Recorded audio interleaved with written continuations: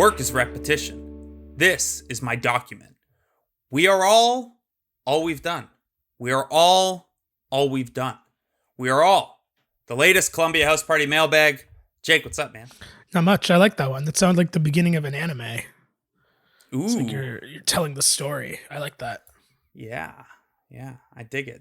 It's moody. A moody anime, no less. That's what we are. We're moody people. I thought you were going to say anime something. I was like, well, moody nerds is accurate, but... I didn't know where to go with it, so I just said people, and then... I don't know. Here we are. Rousing start here, Jake. Thank you for listening. This is your September mailbag for Columbia House Party. Jake, what's up, man? Not much. Just had dinner. I'm ready for some questions. Mailbag question number 1. What did you have for dinner? I made some bulgogi with some mushrooms and carrots and bok choy over some noodles. Oh, love a good bok choy. Me too. You know what? You ever thrown some bok choy on the barbecue? No, but that sounds wonderful. It's nice and crispy. It's wonderful. Yeah, it's great. I'm super into that. Yeah, the recipe called for spinach, which I didn't have. And I was like, this might work. And it did. It did. All right. There are some good cues this week, so let's get into it. We do have a mailbag to do, and we don't want to be accused, Jake, of just fronting.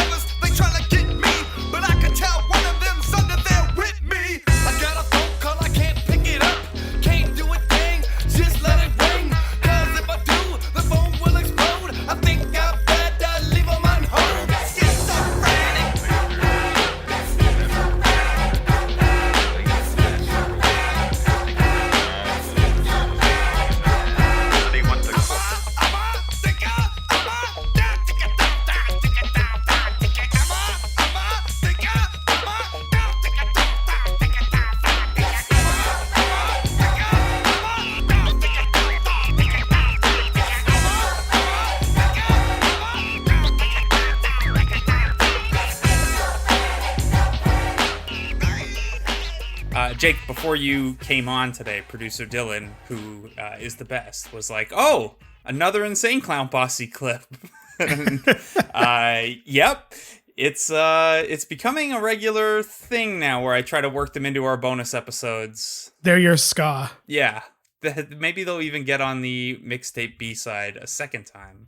Fucking magnets. Or maybe they'll get their own episode. Who knows? We'll find a Juggalo to bring on. I would actually love that. It'd be great.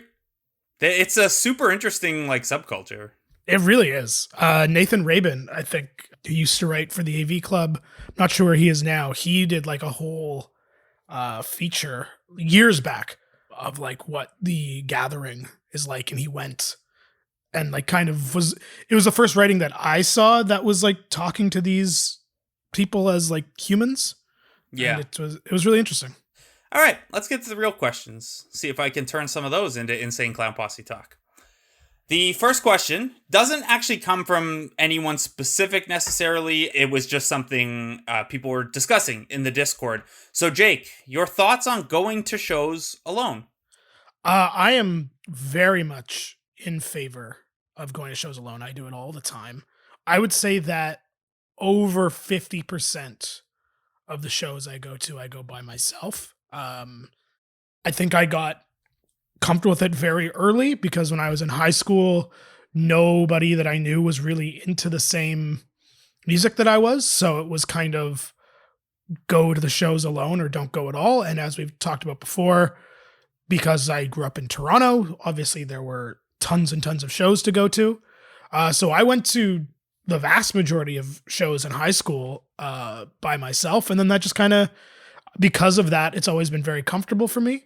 So it's a great way for like seeing a band is coming. I mean, like, yeah, I'll check that out without having to try and make plans. I obviously like going to shows with other people as well, but I go to shows alone all the time, and I find that I get, fortunately or unfortunately, I'm not sure which, or maybe it's just because of how my life works, I seem to usually go to the shows that are like overly emotional for me. I end up there by myself rather than with a person to like deal with as well. One that I'm thinking of specifically was in 2016. I went to see AJJ at Lee's Palace, and they couldn't get over the border except for, I don't know, their van broke down or something, except for Sean Bennett, the singer. And so he came and played a solo set for like 2.5 hours. And it was great, but because it was solo, all of the acoustic stuff hit really, really hard. And I wasn't in the best mindset as a human being that day. He played a song off the Bible too. And I remember standing there listening to it and just like quietly sobbing to myself, as you do alone at a show on like a Wednesday night. And this, I just heard Cassie go, ugh. And that song is this one, which is No More Shame, No More Fear, No More Dread. Self-appraise, that's my name. With these tight-ass pants, with these baggy eyes that see a garbage world, forever hideous, forever purposeless, forever until all that I can do is beg for mercy. Nothing will survive in that despair. When something I hold dear is out to hurt me, I kick that feeble dream, then whisper something like a prayer. No more shame, no more fear, no more dread. No more shame, no more fear, no more dread. No more shame, no more fear, no more dread. No more shame, no more fear, no more dread. That's a great song. It is. I like it. I have also seen him solo opening for Jeff Rosenstock here in Toronto. I think you were at that show too, weren't you? I was indeed. Yeah, we were upstairs at Opera House. Yeah. We had nachos afterwards. Nice. Yeah, save Sneaky D's. Yeah. Yeah, I'm with you. I'm with you on going to shows alone. I haven't done it as much as you necessarily. I have done it a few times. I saw.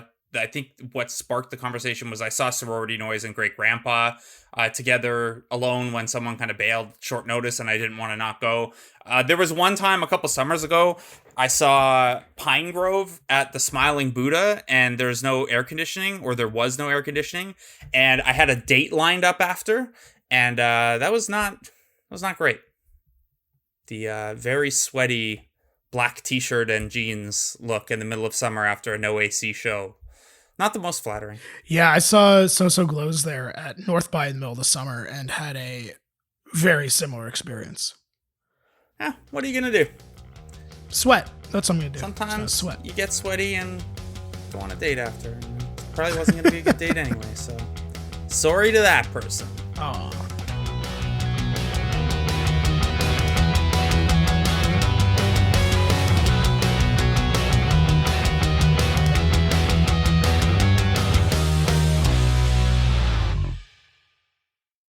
Question number 2 comes from Angelo. What are your thoughts on Supercut?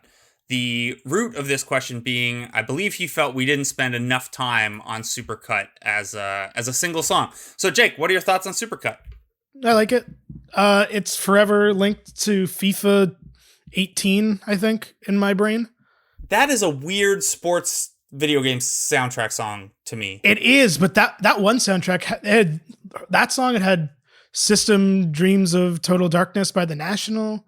It had a couple of good tracks on there, but it's just like, video game songs get stuck in your head. Oh, yeah. But yeah, I like it. I think it's definitely the lesser single of the two between that and Greenlight, but I like it. I don't like where it's placed on the album. Yeah, I would agree with that. I would have had it way earlier, but I think it's a good song. Yeah, it's good. I think it's kind of been leveraged exactly how it should be, and I don't mean that in terms of FIFA 18 usage, but it's been on some movie soundtracks, and it's what is the one? Something great or someone great? The Netflix one with Lakeith. Yeah. I haven't seen that, but I know you've mentioned it to me. The before. soundtrack's really good. I think 4 soundtracks. Yeah. Yeah, it's on there. It's on a couple other things. It's good.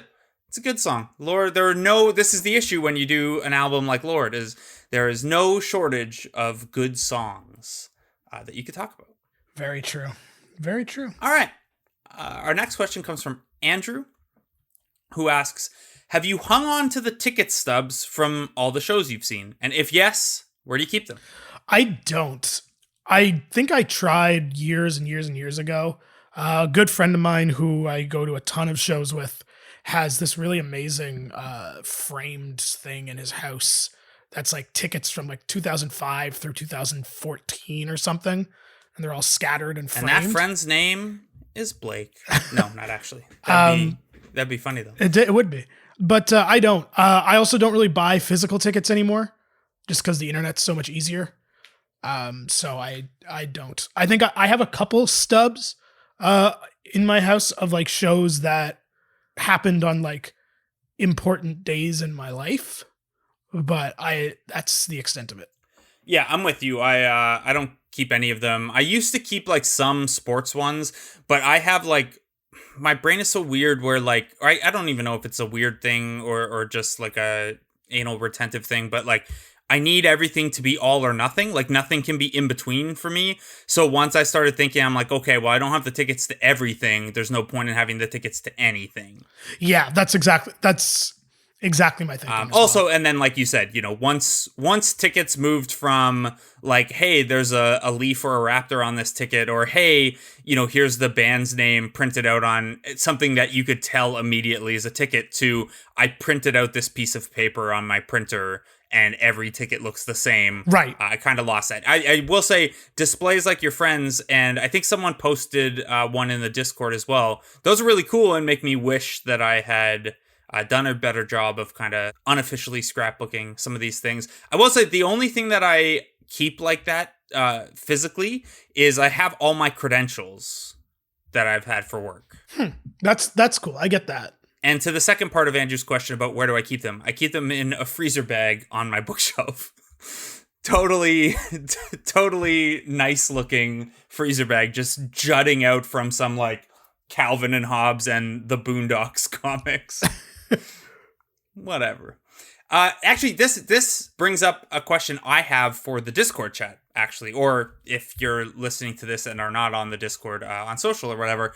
So when this question got asked, I remembered that in prepping for one of the episodes, when I, sometimes we search for concert histories and stuff like that to see who's played with whom, or if there's a connection between the bands or whatever, there is a concert tracking app. And so people can like log what concerts they've gone to. It's like Discogs, but for shows you've gone to. And then when this question came up, I was trying to remember what it was called. And then I looked it up and there are like 4 competing ones. And I'm just wondering if everyone in the Discord or listening to this uses the same one, and if there is like a universal one everyone agrees on, or if there is a fragmented what concerts I went to market. I'm very curious about this from a business standpoint and from a which app should I log my concerts on standpoint. Jake, do you have one of those? No, I don't at all. I guess kind of. My Instagram kind of is. Because almost literally the only time I post on Instagram is at a concert. Yes, the exceptions being if you go to a show at Sneaky D's or the Horseshoe, where it's just impossible to get a picture that doesn't look like it was taken with a flip phone. I'm also 5'5", so I can't see. Next question comes from Jordan. Jordan asks, what's a song you thought you knew well until finding out it was actually a cover? As the Discord pointed out, the big one for this one is always Torn by Natalie Imbruglia, which is not a Natalie Imbruglia original. Jake, what do you got? So the first one that came to mind is kind of backwards what this question's asking, but it's in the same vein, in that it's a song that I didn't know became known as a cover because I only knew the original artist's version, but that version was never commercially released. I'm talking about a song called Because the Night, which is by Bruce Springsteen. He wrote it and gave it to Patti Smith, who released it in the 70s or 80s, I believe. And it was kind of a minor hit, I believe. And I had only ever heard the song by Bruce. And then when I learned that, and I spent years when I was younger trying to find it on an album. And obviously it doesn't exist except for like B-side compilations.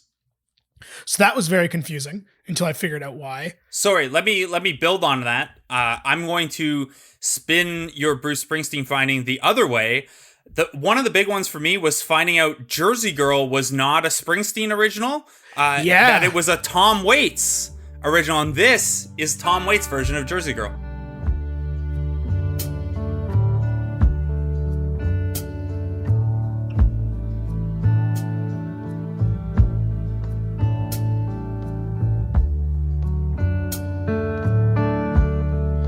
No time for the corner boys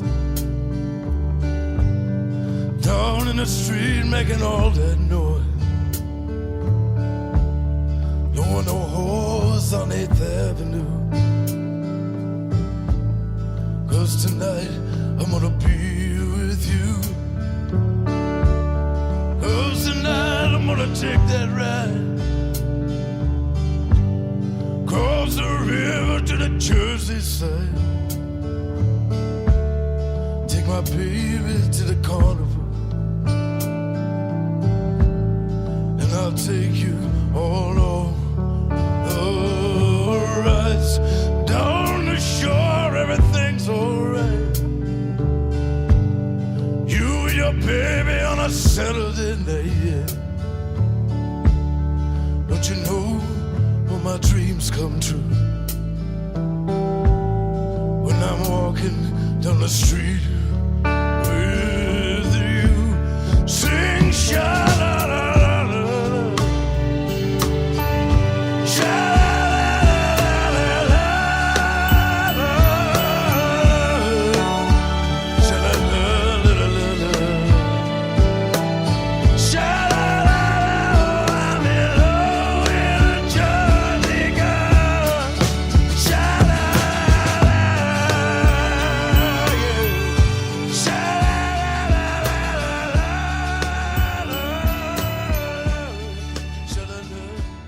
And I gotta say, Jake, not to lose my white male sports writer with a beard credential, I think Tom Waits' version's better than Springsteen's version. You're right. No old white men with beards like Tom Waits. Yeah. But I mean, like, Springsteen is, I didn't mean old, I meant specifically sports writers where, like Kyle Dubas will throw you out of the Leafs press room if you know, that whole, oh, you're a whatever fan. Oh, you're a sports writer. Name 3 of Springsteen's albums. As he should. Everyone should know Springsteen and like him, and you have to. I do really like that Tom Waits version, though. That is a very good song. It's a very nice song. Old Tom Waits is like really nice, which is very odd compared to his later material. Yes, and very odd compared to him, like, in Sons of Anarchy. A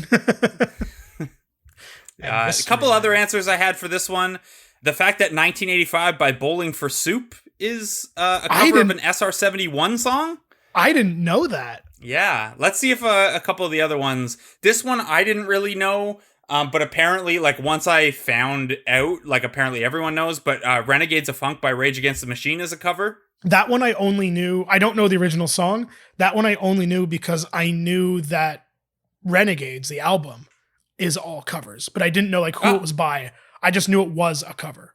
That song is by Africa Bambaataa and the Soul Sonic Force, with some additional percussion mixed in.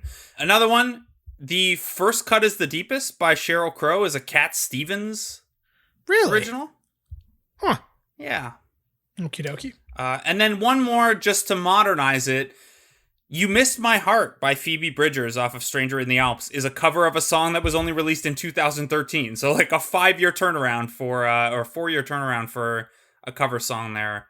And it's not like a known song. It's by like a collaboration between the guys from Sun Kill Moon and the album Leaf. So. Oh man, I miss the album Leaf. I love the album Leaf. Yeah. Do you have any other ones, Jake? David Watts by The Jam, who's a song by the Kinks. I didn't know that for a really long time.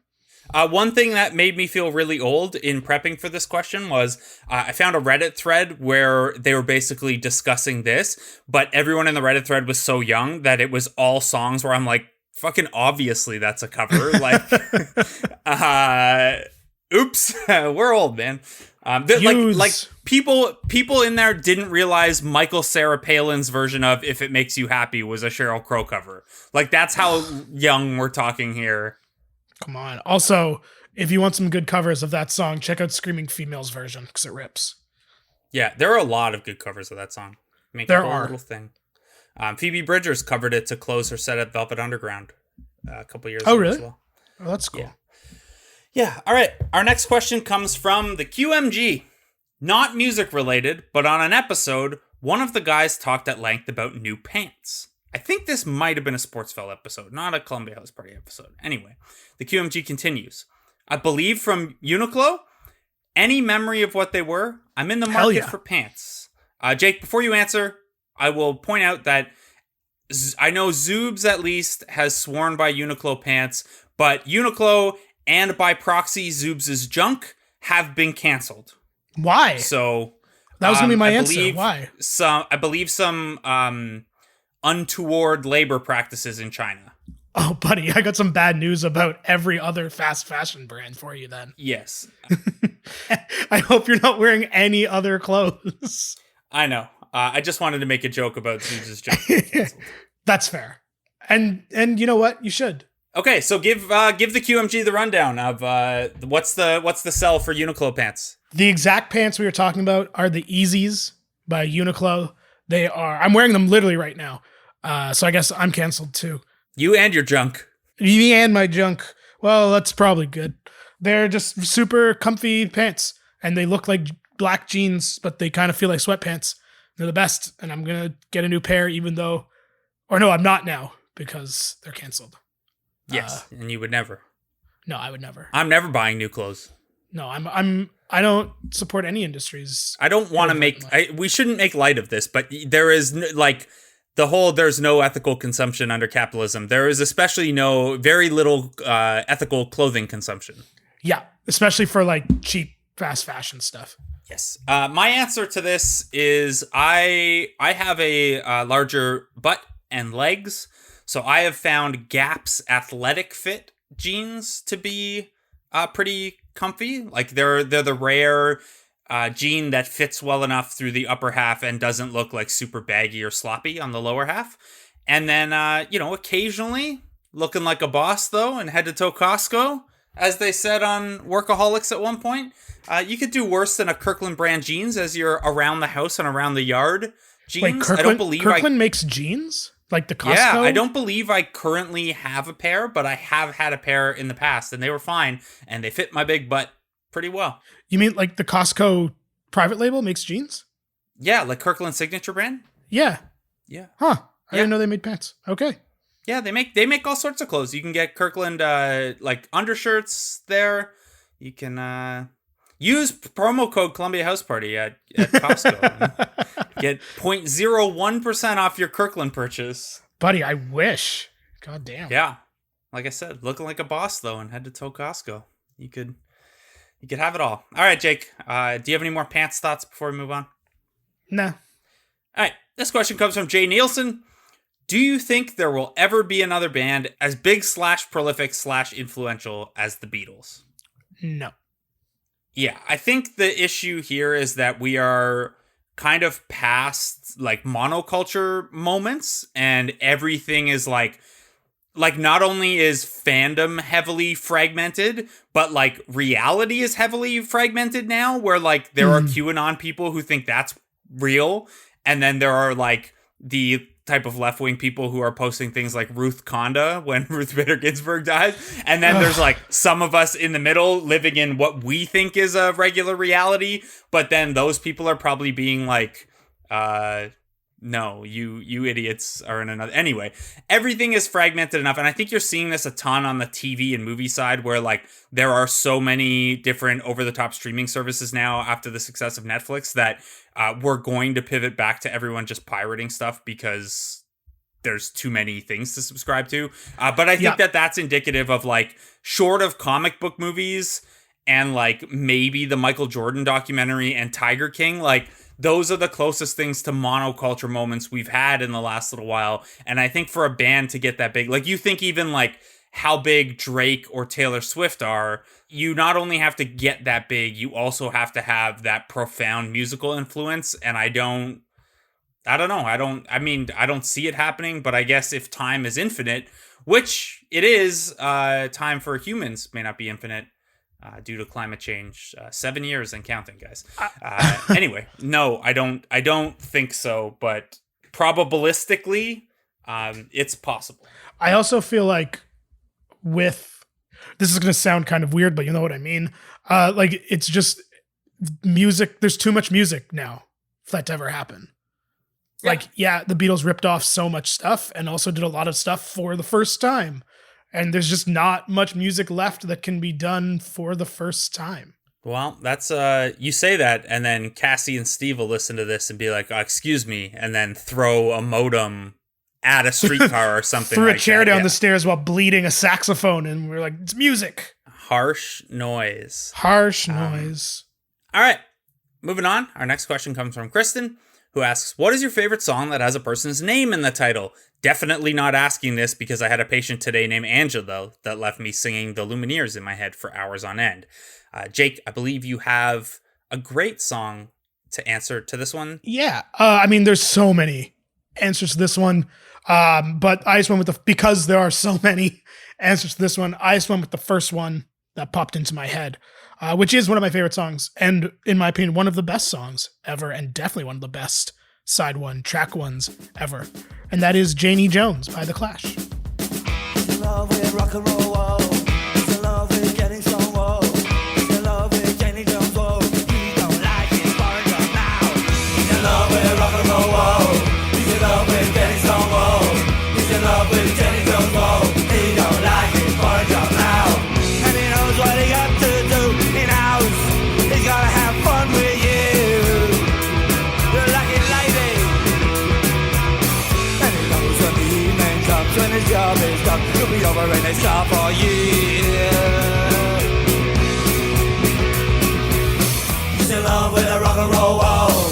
He's in love with getting stoned, whoa. He's in love with Jenny Jones, whoa. He don't like it for a job. No! No!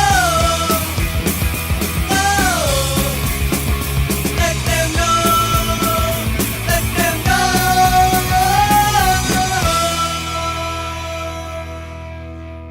That is a good song. Yeah. Lots of good answers possible for this question. Like every song by the Menzingers, for example. Anna, specifically. I think my answer is Josie by Blink-182. Someone said it in the Discord, but that's one of my all-time favorite songs. So I'm sticking with that. Yeah, other ones that came to mind pretty quickly are Karen by The National, Jenny by the Mountain Goats, Hey Allison by Jeff Rosenstock. Oh, that's a great one. Shyla by Murder by Death, Sierra by Cursive. There's so many. There's just too many, and we'll be here all day if we list them, so let's move on. We sure would be.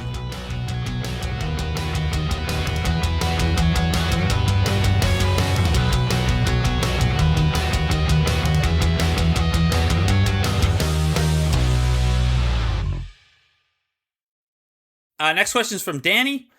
Danny asks, what's your favorite song that was made specifically to be in a movie for example, Sex Bomb songs in Scott Pilgrim. I feel like we've kind of touched on this a little bit in some of our earlier movie ones, but Jake, fire away.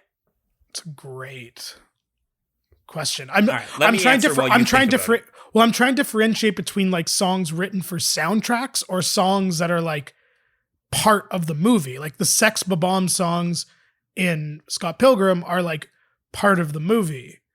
Whereas Vindicated by Dashboard Confessional was just for the Spider-Man 2 soundtrack. Exactly. So I'm just trying to differentiate. That does make it a little tougher. So you go ahead. Well, I think. Yeah, I was going to say, if it's the former, that it has to be a part of the movie, I think Rex Manning from Empire Records got to be right up there. And every song, as we discussed before, every song from Popstar. Actually, no, that's absolutely my answer. Every song from Popstar is absolutely my answer. And if we can go soundtracks, I'm going Meet Me on the Equinox by Death Cab or Hero by Chad Kroeger of Nickelback. Killer song. Everyone's favorite song. All right, our next question comes from Jordan.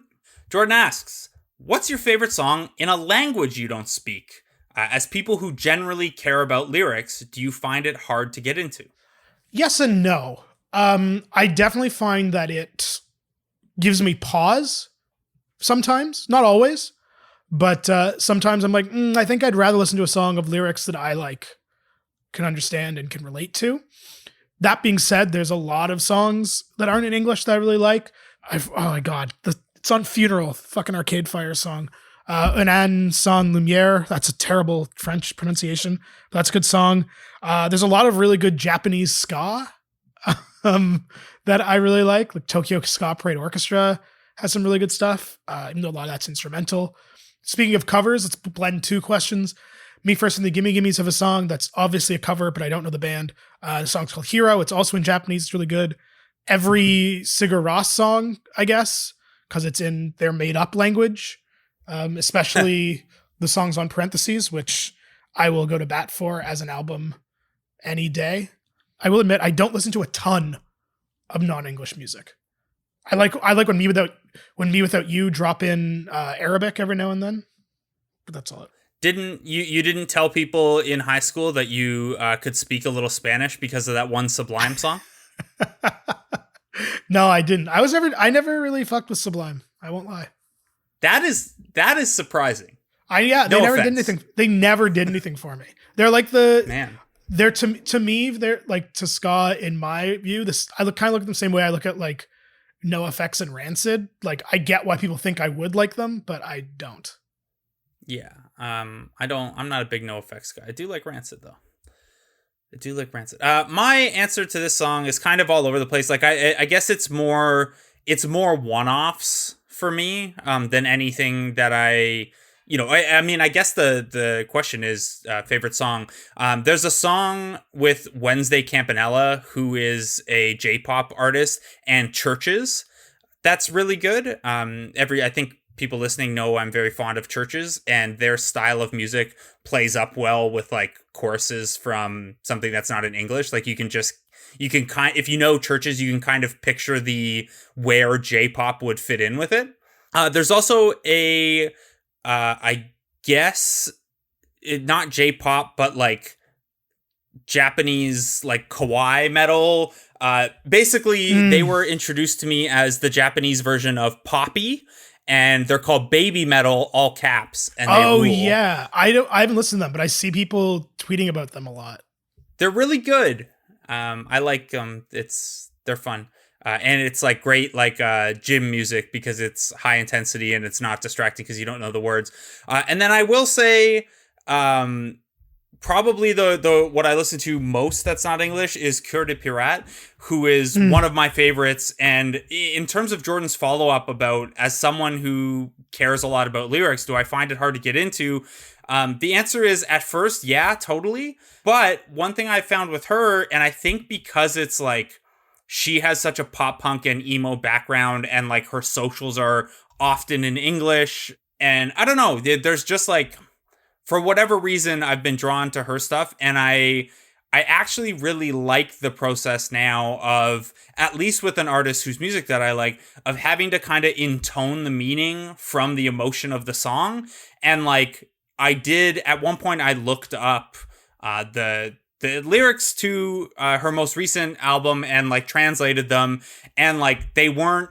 Obviously, I didn't know exactly what she was saying. I only know like a couple dozen French words, but like in terms of the spirit of each of the song, you can kind of pick it up based, and I think that's a huge credit to the quality of songwriting there and the quality of using the piano and her voice to kind of create those feelings, because that's. I am really lyrically driven, but like I certainly know there are some people who are, it's the music, not the lyrics that moves them a lot of the time. And I found that exercise to be pretty interesting in that regard. Do you fuck with the K-pop stuff at all? So most of my experience with K-pop is that the site that I illegally stream wrestling on, when things are on commercial, they will often play K-pop and J-pop to like fill the commercial breaks. So they'll mute the commercial and just play, K-pop videos throughout the course. So if I'm, I haven't watched WWE in quite some time now, but like if I were watching Monday Night Raw, well, that's a 2 or 3 hour show that I'm going to have on in the background while I'm working or whatever. And every commercial break, I get a couple K-pop songs. So Right. I could not identify bands for you, but I certainly see the appeal and I don't mute it when it comes on. Fair enough. Yeah. Do you? I haven't really done a dive into it yet. But I am curious because it's everywhere. Yeah. And don't mix up K-pop and J-pop. No, never. I never would, because I know I'd be in trouble. Yeah. All right. Our next question comes from Mark B. Mark B asks, favorite band, parentheses, not sure if side project should be included, that only had one album. This is a tough one. I'm going to start us off here, Jake. Go for it. I think we're going to talk about some other ones and some borderline side projects. One of the more interesting ones to me that I had never really checked out until, for those of you who've been with us a long time, you remember the very early episodes, how the emo tree kept coming back up. Well, as they silo off different types of emo, what I found was that the Midwest emo silo was the one that had the most stuff that I currently listen to. So I traced that back up, and at the top of the Midwest emo silo is Cap'n Jazz, and the only album they released was Burritos, Inspiration Point, Fork Balloon Sports, Cards and the Spokes, Automatic Biographies, Kites, Kung Fu, Trophies, Banana Peels We've Slipped On, and Eggshells We've Tippy-Toed Over. That's the name of the album. Their only album, including this terrific song, Oh Messy Life.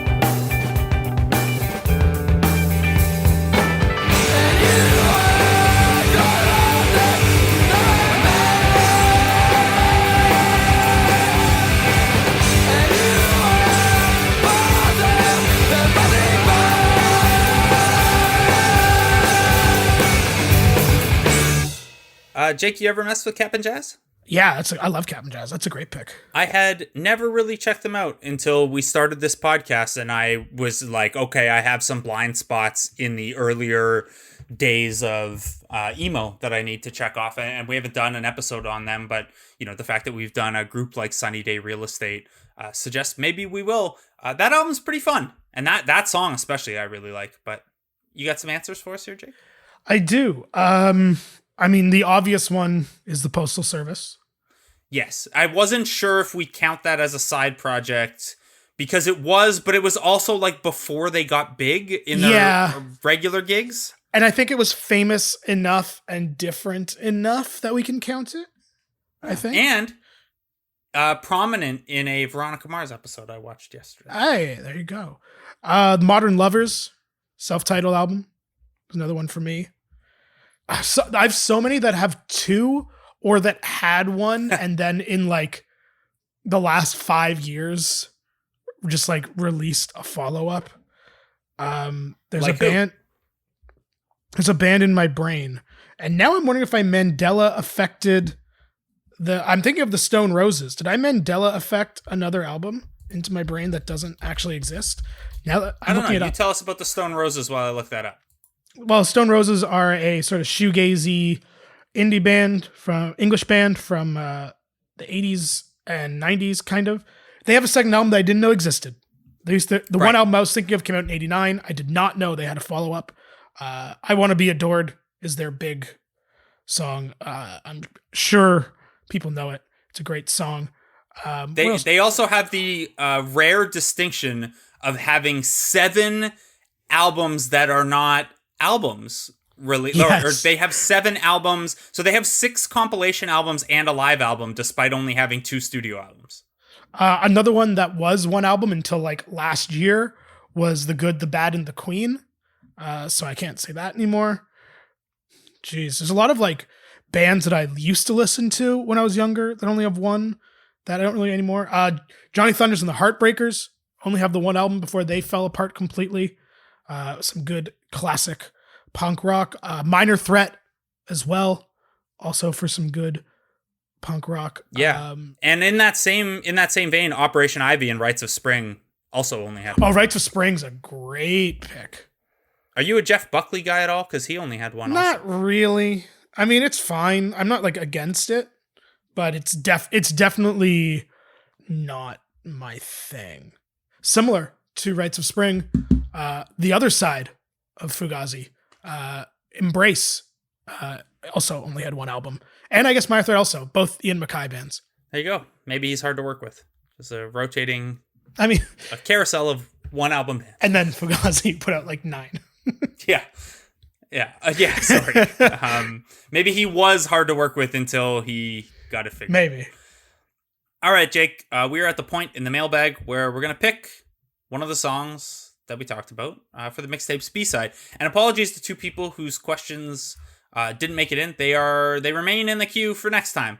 We try to balance out the good questions and the longer answer questions and the music queue questions as best we can. So rest assured, they have not disappeared. They're still in there.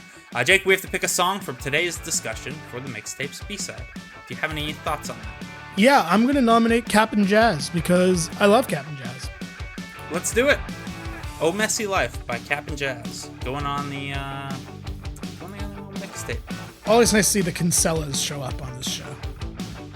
All right, Jake. I think that's pretty much it for our September mailbag. We'd like to thank everyone who's listening to this. Please rate, review, all that wonderful stuff. Keep being your wonderful selves. Jake, thanks, buddy. You too, man.